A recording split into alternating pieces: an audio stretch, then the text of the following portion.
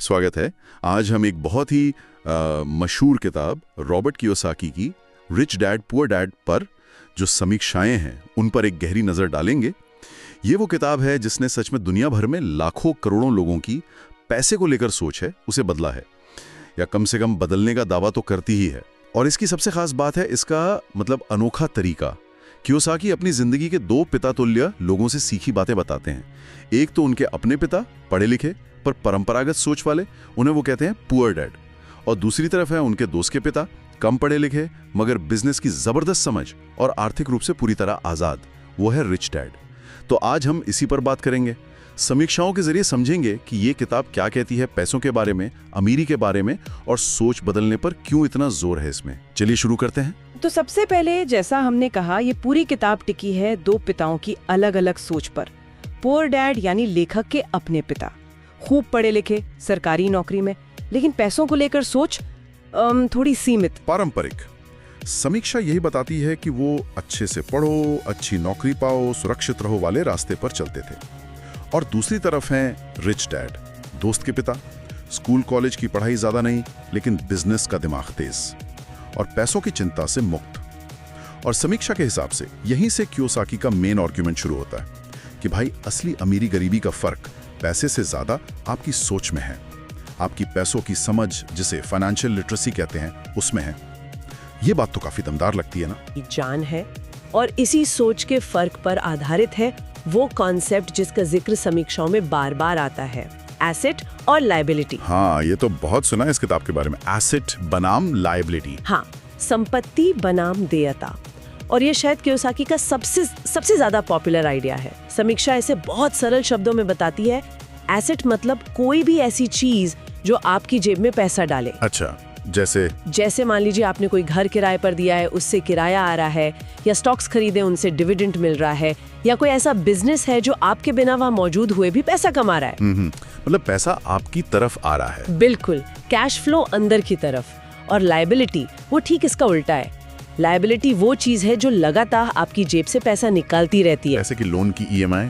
हाँ, जैसे home loan, car loan की किश्तें, क्रेडिट कार्ड का बिल जो बढ़ता ही जा रहा है, या फिर महंगे शौक जो सिर्फ खर्चा करवाते हैं, इनकम कुछ नहीं देते। समझ गया, पैसा बाहर जा रहा है। हाँ, अब यहाँ समीक्षा एक बहुत ही दिलचस्प पॉइंट उठाती है। कियोसाकी कहते हैं कि अमीर लोग अपना पैसा, अपनी एनर्जी एसेट्स बनाने में लगाते हैं, जबकि जो मध्यम वर्ग है या गरीब तबका, वो कई बार लायबिलिटीज को ही एसेट मान बैठता है। अच्छा, कैसे? जैसे एक बड़ा महंगा घर लेना, गर्व की बात है बिल्कुल, पर अगर उस पे बहुत भारी लोन है, मेंटेनेंस का खर्चा है और उससे कोई कमाई नहीं हो रही, तो कियोसाकी के हिसाब से वो एसेट नहीं, लायबिलिटी है।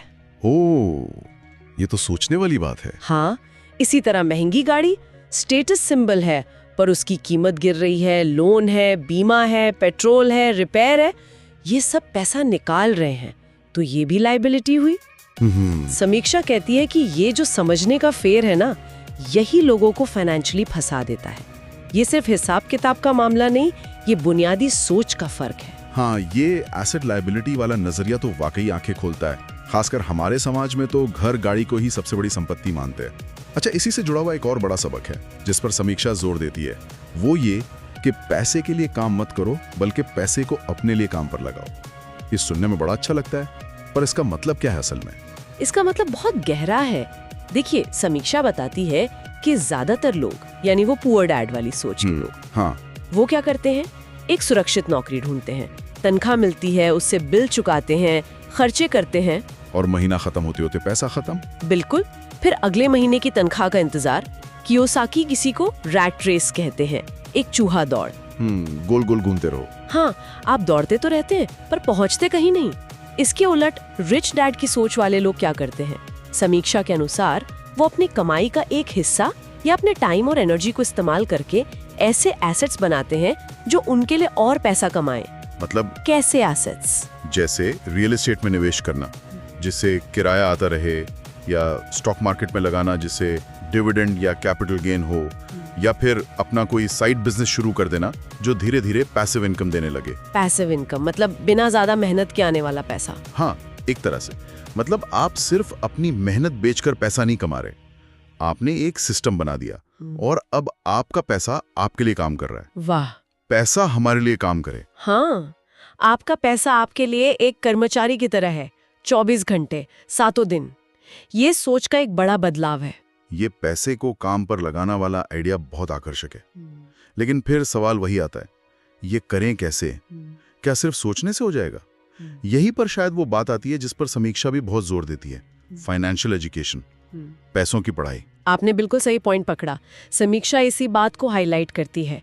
कियोसाकी के अनुसार हमारी जो पारंपरिक शिक्षा है ना, वो हमें स्कूल, कॉलेज की पढ़ाई, प्रोफेशनल स्किल्स, ये सब सिखाती है ताकि अच्छी नौकरी मिले। ठीक है। लेकिन पैसा मैनेज कैसे करना है, उसे निवेश कैसे करना है, उसे बढ़ाना कैसे है, ये सब कौन सिखाता है? ये बात तो है, स्कूल में तो ये सब नहीं पढ़ाते। हाँ, हमें शायद मुश्किल मैथ्स प्रॉब्लम सॉल्व करना सिखाया जाएगा, पर पर्सनल फाइनेंस, बजटिंग, कंपाउंडिंग का जादू, निवेश के बेसिक्स, इन पर शायद ही कोई बात होती है। और समीक्षा के मुताबिक कियोसाकी का यही तर्क है कि ये जो फाइनेंशियल इलिटरेसी है, मतलब पैसों की समझ न होना, इसी वजह से बहुत पढ़े लिखे, अच्छी सैलरी वाले लोग भी जिंदगी भर पैसों के लिए जूझते रहते हैं। सही बात है, कमाते तो हैं पर पैसा टिकता नहीं है, बढ़ता नहीं। बिल्कुल, क्योंकि उन्हें पता ही नहीं कि उस पैसे का करना क्या है, कैसे उसे मैनेज करें, कैसे ग्रो करें, कैसे एसेट बनाएं। समीक्षा यहाँ एक बड़ा सवाल उठाती है हमारी शिक्षा व्यवस्था पर। क्या ये एक कमी नहीं है कि हमें कमाना तो सिखाया जाता है, पर उस कमाई को संभालना और बढ़ाना नहीं सिखाया जाता? ये तो सोचने वाली बात है। ये फाइनेंशियल नॉलेज सिर्फ सीए या एमबीए वालों के लिए नहीं है, ये तो हर इंसान के लिए जरूरी है। बिल्कुल सही कहा, फाइनेंशियल लिटरेसी की कमी तो महसूस होती है। अच्छा, इसी बात को आगे बढ़ाते हैं। समीक्षा एक और दिलचस्प पहलू पर बात करती है, रिस्क लेना, टैक्स के नियम और आखिर में फाइनेंशियल फ्रीडम। समीक्षा बताती है कि किताब के अनुसार जो पुअर डैड वाली मानसिकता है, उसमें फाइनेंशियल सिक्योरिटी मतलब आर्थिक सुरक्षा सबसे ऊपर होती है। ऐसे लोग सुरक्षित नौकरी चाहते हैं, गारंटी वाला रिटर्न चाहते हैं और किसी भी तरह का फाइनेंशियल रिस्क लेने से बचते हैं, डरते हैं।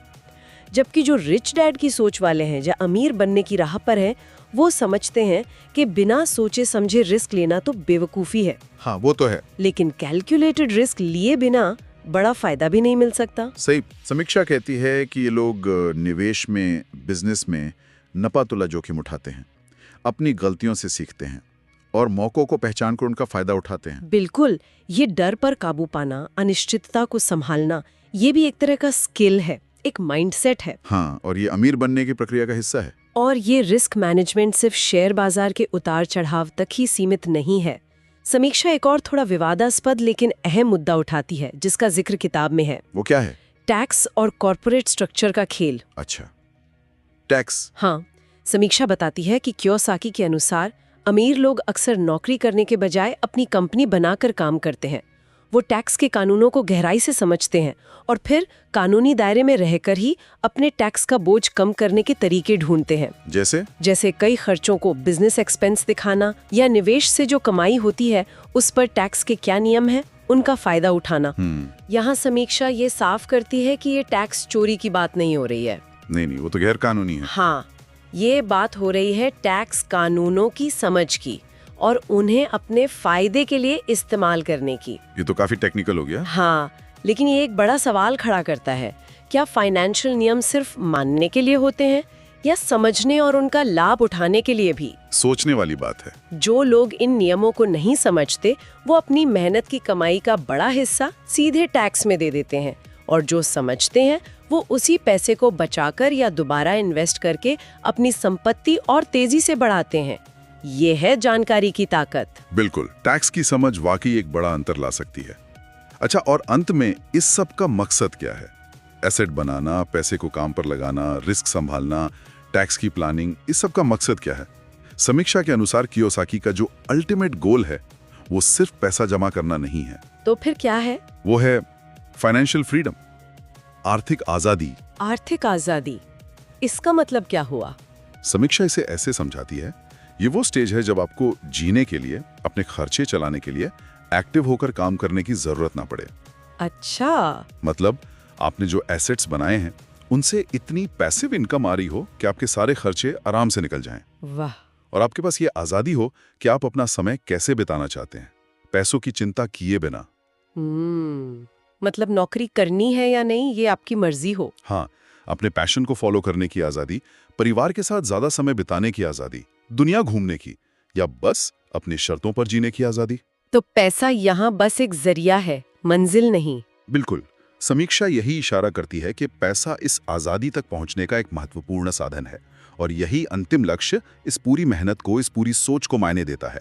अब देखिए, कोई भी किताब एकदम परफेक्ट तो नहीं होती और रिच डैड पुअर डैड के साथ भी यही है। समीक्षा इसकी कुछ खूबियां बताती है तो कुछ कमजोरियां भी। अगर पहले खूबियों की बात करें तो समीक्षा मानती है कि इसकी सबसे बड़ी ताकत है इसकी भाषा, बहुत सरल है, और कहानी कहने का अंदाज। हाँ, वो रिच डैड पुअर डैड की कहानी। हाँ, उसी कहानी के जरिए मुश्किल फाइनेंशियल बातें भी आम लोगों को आसानी से समझ आ जाती हैं और याद भी रहती हैं। ये तो है। इसके अलावा समीक्षा ये भी कहती है कि ये किताब मोटिवेट बहुत करती है, लोगों को अपनी फाइनेंशियल सिचुएशन पर सवाल उठाने और उसे बदलने के लिए उकसाती है। प्रेरणा तो देती है। और हाँ, एसेट लायबिलिटी जैसे कुछ ठोस कॉन्सेप्ट देकर ये थोड़ी प्रैक्टिकल भी हो जाती है। और वो जो नौकरी वाले और बिजनेस वाले की सोच का फर्क बतानी है, वो कई लोगों के लिए आंखें खोलने वाला होता है। हाँ, ये तो खूबियां हुई, पर कमजोरियों के बारे में समीक्षा क्या कहती है? देखिए, कुछ आलोचनाएं भी हैं जिनका जिक्र समीक्षा करती है। एक बड़ी आलोचना यह है कि किताब क्या करना है और क्यों करना है, इस पर तो बहुत फोकस करती है। हाँ। लेकिन कैसे करना है इस पर कम। मतलब सोच बदलो, लक्ष्य बनाओ, ये सब तो ठीक है, पर वहां तक पहुंचने के लिए एकदम ठोस स्टेप बाय स्टेप प्लान या प्रैक्टिकल तरीके वो उतने डिटेल में नहीं है। कुछ लोग मानते हैं कि ये मोटिवेशनल ज्यादा है, एक्शन प्लान कम देती है। अच्छा, ये एक पॉइंट है। और कुछ? एक और बहुत जरूरी बात जो समीक्षा उठाती है वो ये कि किताब में दी गई सलाह कितनी यूनिवर्सल है, मतलब हर जगह लागू होती है या नहीं। कियोसाकी ने जो बातें लिखी हैं, खासकर टैक्स के बारे में, रियल एस्टेट के बारे में, कंपनी बनाने के बारे में, वो ज्यादातर अमेरिकी सिस्टम के हिसाब से हैं। हाँ, वो तो अमेरिकी लेखक है। बिल्कुल। तो समीक्षा आगाह करती है कि जरूरी नहीं कि वही सारे तरीके, वही रणनीतियां भारत जैसे देश में जहां टैक्स के नियम अलग हैं, रियल एस्टेट का बाजार अलग है, बिजनेस करने का माहौल अलग है, वहां वैसे ही काम करें। ये तो बहुत जरूरी बात है, मतलब आंख बंद करके फॉलो नहीं करना चाहिए। नहीं, बिल्कुल नहीं। किसी भी विदेशी सलाह को अपने देश के कानून, अपने हालात के हिसाब से देखना, परखना और ढालना बहुत जरूरी है। सही कहा, ये चेतावनी अहम है। तो फिर इन सब बातों को ध्यान में रखते हुए समीक्षा के हिसाब से ये किताब किन लोगों को पढ़नी चाहिए, किन्हें ज्यादा फायदा हो सकता है? समीक्षा का मानना है कि ये किताब उन लोगों के लिए खास तौर पर काम की हो सकती है जो नौकरी कर रहे हैं और उन्हें लगता है कि यार इतनी मेहनत के बाद भी फाइनेंशियल ग्रोथ नहीं हो रही। हाँ, जो रैट रेस में फंसा हुआ महसूस करता है। बिल्कुल, ये उन्हें एक अलग नजरिया दे सकती है और इसे उन युवाओं के लिए भी बहुत जरूरी बताया गया है जो अभी अपना करियर शुरू कर रहे हैं। अच्छा, क्यों? ताकि वो शुरू से ही पैसों को लेकर एक सही और मजबूत सोच बना सकें, वो आम गलतियां करने से बच सकें जो लोग अक्सर अपनी फाइनेंशियल लाइफ की शुरुआत में करते हैं।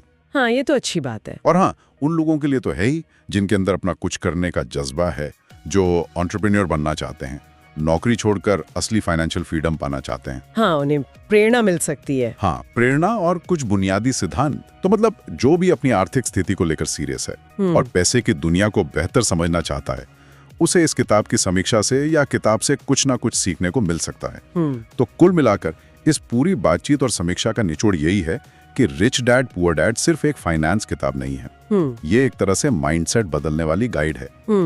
ये हमें सिखाती है कि असली दौलत सिर्फ बैंक बैलेंस में नहीं होती, वो हमारी सोच में है, हमारी पैसों की समझ में है, हमारी आदतों में है। बिल्कुल। समीक्षा भी इसी बात पर जोर देती है कि किताब का सबसे बड़ा योगदान शायद यही है कि ये हमें पैसे के साथ अपने रिश्ते पर गहराई से सोचने को मजबूर करती है। सही कहा। और इस पूरी चर्चा के बाद एक विचार है जो मन में आ रहा है। क्या? कि जैसा समीक्षा भी फाइनेंशियल फ्रीडम के महत्व पर जोर देती है, तो सवाल ये है कि सच्ची आर्थिक आजादी का मतलब क्या सिर्फ बैंक में बहुत सारा पैसा होना है, या फिर इसका मतलब है अपने समय पर, अपनी एनर्जी पर और अपनी जिंदगी के फैसलों पर पूरा कंट्रोल होना? ये तो गहरा सवाल है। हाँ, क्या असली दौलत उस कंट्रोल में, उस चुनने की आजादी में नहीं है, भले ही बैंक बैलेंस शायद उतना बड़ा ना हो? ये एक ऐसा सवाल है जिस पर शायद हम सबको